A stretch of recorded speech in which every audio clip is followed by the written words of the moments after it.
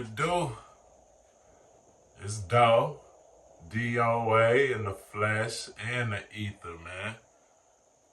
We finishing off this series on alchemy, the spiritual alchemy, the steps of alchemy, steps to enlightenment, going from lead to the spiritual gold.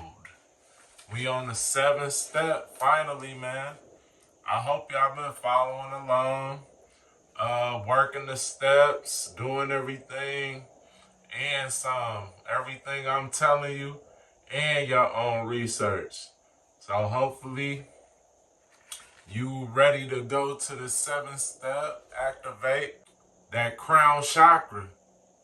We're going to activate the crown chakra, finish off the series, and then y'all can repeat those steps after we get done with this 7th step. Start back at the 1 and continue your path of refinement. So, the 7th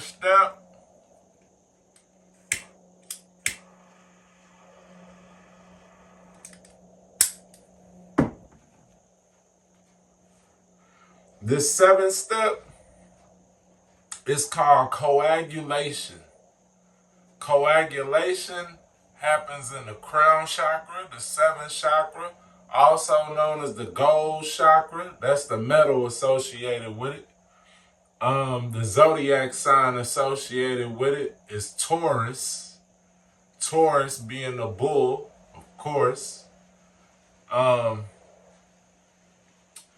The chemical associated with it is red pulvis solaris. The step before we had black pulvis solaris in distillation, and that step was known as the blackening. This step is known as the reddening. So red pulvis solaris is also known as powder of the sun, and it has the ability to perfect any substance that is added to. Red pulvis solaris consists of pure sulfur and red mercuric oxide. That's the chemicals that make it up.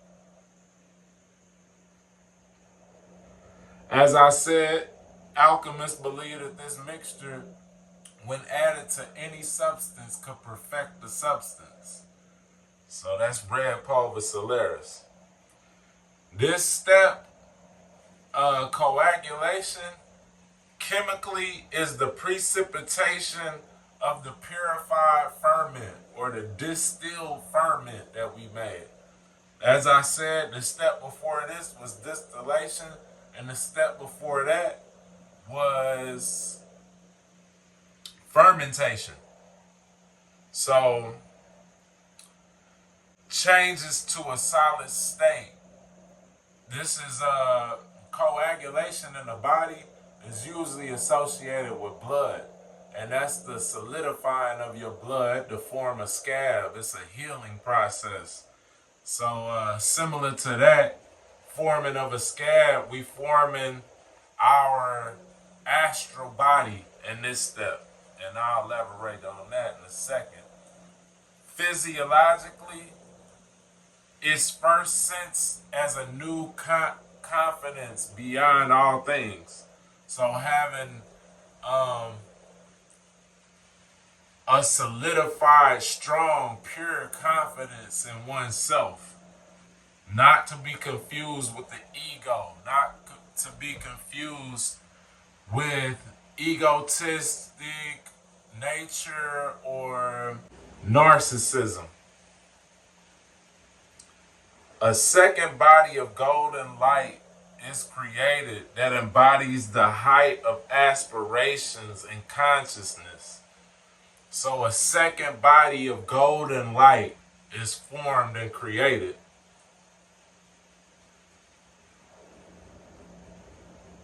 This releases the highest material of the soul, the astral body, also known as the philosopher's stone or the greater stone.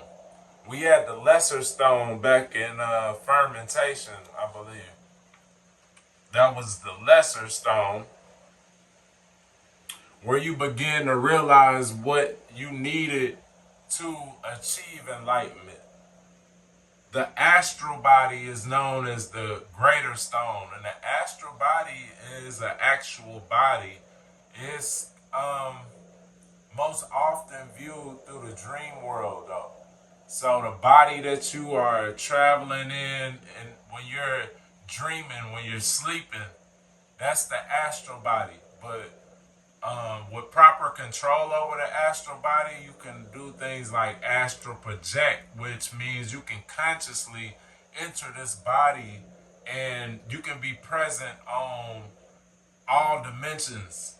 You can travel through dimensions and time with this astral body. You can leave your physical body with the astral body and literally travel to other places. So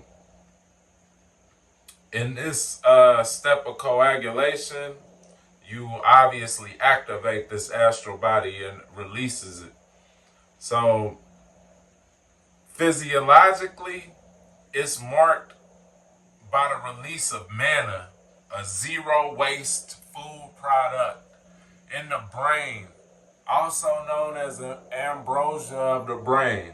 So this happens from the unification of the pituitary gland and the pineal gland. The pineal gland is a phallic shaped gland, and the pituitary gland is it's basically like a female sexual organ, the pituitary gland. And when these two glands in the brain are combined, along with the thalamus in the brain, you release this manna, this ambrosia of the brain, and it feeds all cells. Manna in the Bible was associated with miraculous food given to the Israelites. So when they was wandering through the desert, manna was given to the Israelites, so said in the Bible, and that was able to nourish them. This is a literal food that the brain creates, though. It produces zero waste product, and it heals the cells. It causes the organs to operate at their optimum, and it can also make you younger or make you stay youthful, feel youthful. Pretty much resurrects the cells, rebirths the cells to their original form. On the planets, in the society, it's the realization that everything exists on the same light of knowledge. So, as we kind of spoke of in previous steps, you're getting to the point of realizing that all comes from the one. So we're all emanating from this one energy. And in coagulation, you kind of solidify that in the mind. So on a planetary level, it's the return to the Garden of Eden. That's what is represented by the return to the Garden of Eden.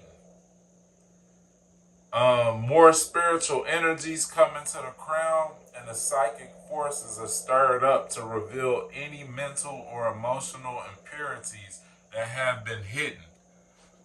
So that's going to eradicate the rest of the imbalances in the mind.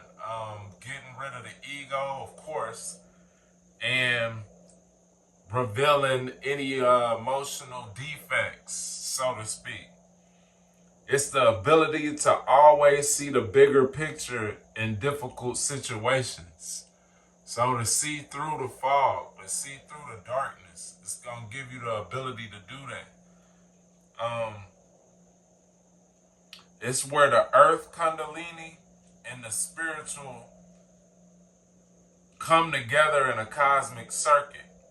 It's the bridge between heaven and earth. It strengthens the bones and the flesh.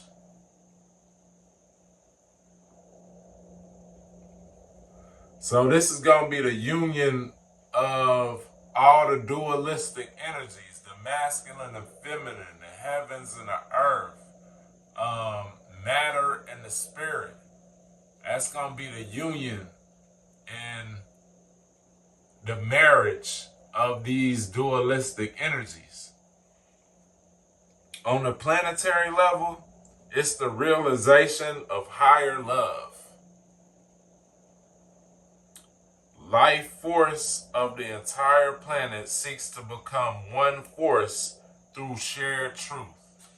That's what this is represented by. So as I said, it's the union of all these dualistic energies.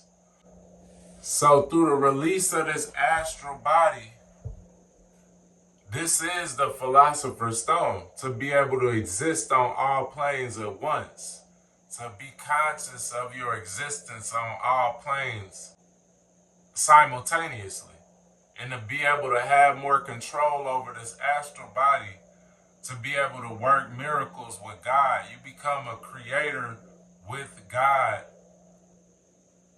in union with God. So being able to manifest things on this plane much faster, much quicker and more effective. Being able to think things into existence. That's the power that the astral body will grant you. And though when you do research on alchemy, it doesn't give you a lot of those steps to activate this level. I guess because you've worked up through these other 6 steps and you've done physical things to activate these other steps. This is the crown. This is the height of them. But what I will tell you, because this step is associated with golden light, with the golden light body, and creating this body of light, this golden light. In the Bible, you see it represented by the halo. And we often associate the halo with those that are not living, dead people, angels. But the halo is a physical representation of the activation of the crown chakra. So this golden light coming from the crown, that's the halo. The angelic body would be like the astral body. So we associate these angelic bodies with having flight and being able to come from the heavens to the earth and vice versa. And that is characteristics of the astral body. So a lot of times you'll see these things played out in the Bible. Like I said, this alchemy in itself is the walking in Christ. It's the way of Christ. So you will see these steps in the Bible represented in different ways. But through my experience, to activate this golden light, physically or mentally, you need to revisit your child, your 5-year-old self, your inner child, and you need to consult with your inner child to see what traumas are still there. So even more so than getting rid of the ego, which was a more prevalent part of the previous step, which was distillation. That's the distilling, the burning off of the ego, the boiling off of all that was impure, and catching the recapturing of only the highest of energies through vapor. That was distillation. So you left the ego behind and boiled off all that was light and captured that. So in this step, it's going to be more so consulting the inner child and looking for those emotional impurities. So all the things that yourself 1 through 5 is in need of or didn't receive, that's what you're gonna meditate on and provide to that inner child.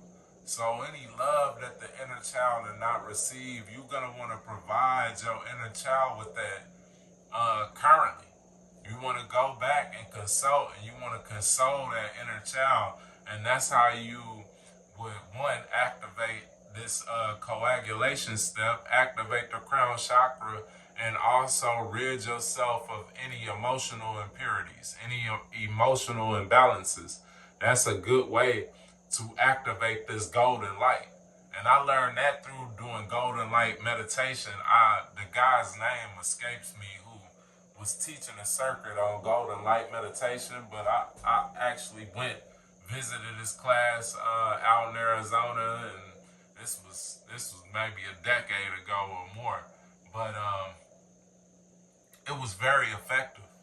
Consulting with your inner child is a very effective thing to do, and you can activate this golden light. Surround yourself with the golden light, and look, if you need help, feel free to look up the golden light meditations and follow those steps as best you can, and I guarantee you it will help activate this crown chakra, and it'll assist you in going through the step of coagulation. So the coagulation, as I said again, is really about the astral body, the activating of the astral body, the consciousness of the astral body, and the utilization of this body to overcome and to travel through many planes of existence.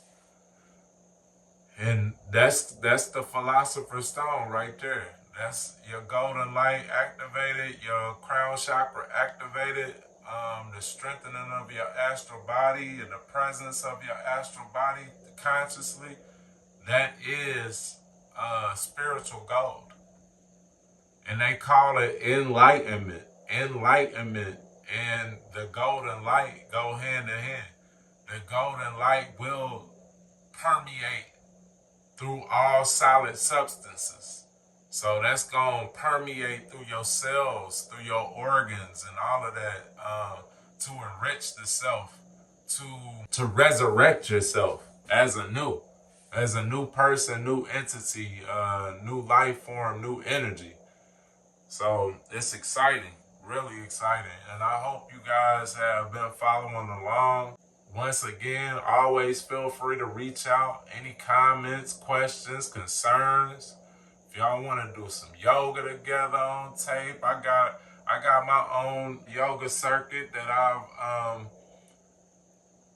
I put it together off of Raja Yoga. And for those of you that don't know Raja Yoga, they say that's the quickest path to enlightenment. It's just a series of yoga poses. Some of them are, as you might imagine, somewhat difficult. I hesitate to say difficult because it's just a little bit advanced. But I've put them together in a way where you can work your way up to these more difficult poses.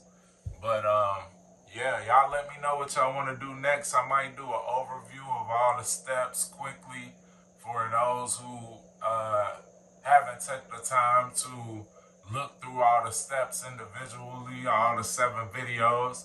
I might go ahead and compress and compile them all together just as an overview so y'all can have this to look back on quickly when needed. But I hope you guys have been working these steps, and I congratulate y'all that have been, because I know it's been to your benefit. I know that you have begun to evolve in such a way that you can appreciate it and you can get closer to your golden state. And I'm excited for you. I'm proud of you, to say the least. As always, man, it's peace and love and light, wisdom and insight. Putting shit together, putting it together, however you want to say it. And it's DOA, as always, man. Till the next time. Peace.